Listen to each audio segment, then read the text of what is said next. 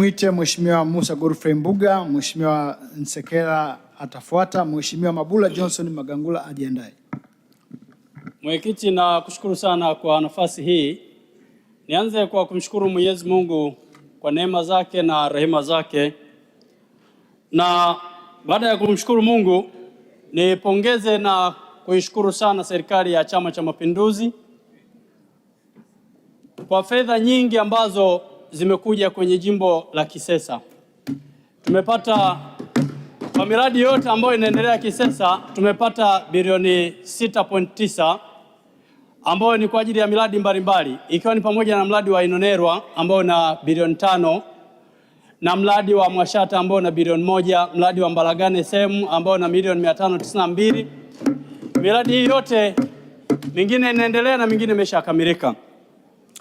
Kwa hiyo ninashukuru sana juhudi za serikali na niwapongeze sana Waziri Aweso pamoja na Injinia Kundo na Katibu Mkuu wa Wizara ya Maji dada yetu Mwajuma, lakini pia niwapongeze RM wa Simiyu Emmanuel Lusetula pamoja na DM wa Meatu ndugu yangu David Kaijage kwa kazi nzuri na kubwa ambayo wanaifanya. Wakati napitia hii budget, nimevutiwa sana na jinsi ambavyo wameiweka kwamba 7% inaenda kwenye matumizi ya kawaida na 93% inaenda kwenye maendeleo. Manake 93% inaenda kumtua mama ndoo kichwani. Wizara ya Maji, hongereni sana. Lakini pamoja na hayo, nimepata wasiwasi sehemu moja. Ukiangalia kwenye fedha za maendeleo trilioni 1 na bilioni 39, financing structure yake ni 38.5 tu ndio ambayo inatoka kwenye fedha za ndani. Inanipa mashaka kidogo. Na 61.4 ni fedha za nje. Ukiangalia kamati wameelezea pia hiki kitu.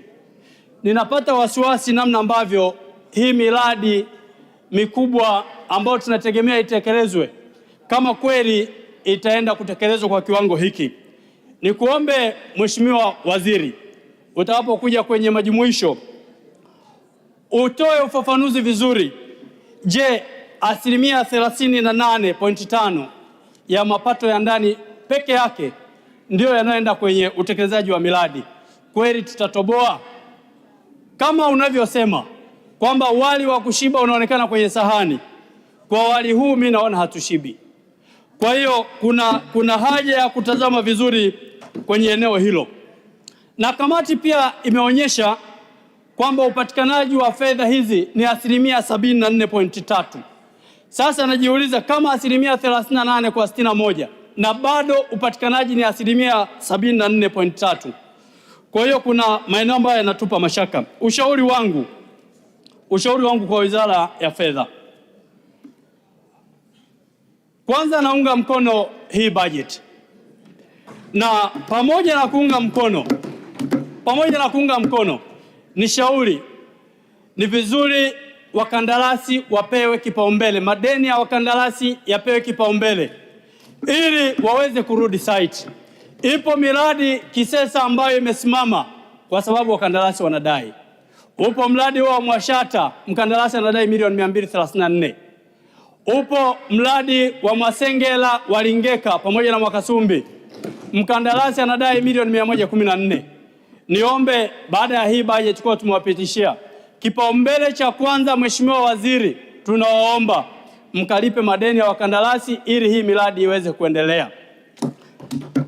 La pili, Mheshimiwa Rais amenunua mitambo kwa kila mkoa kwa ajili ya kuchimba visima, lakini ninaona spidi haiendani na shauku ya Mheshimiwa Rais. Kwa mfano, jimboni kwangu Kisesa, tangu hii mitambo imekuja ni visima 5 tu ndio ambavyo vimechimbwa, na kati ya hivyo 5 ni 3 tu ndio ambavyo vinatoa maji. Niombe wizara iunde iunde kamati au iunde kitengo cha evaluation ili kuweza kufanya tathmini. Lakini mwisho nimalizie kwa kusema mradi wa Ziwa Victoria ndio ambao utakuwa suluhisho kwa Meatu na Kisesa kwa ujumla. Naunga mkono hoja. Asante sana mwenyekiti. Asante.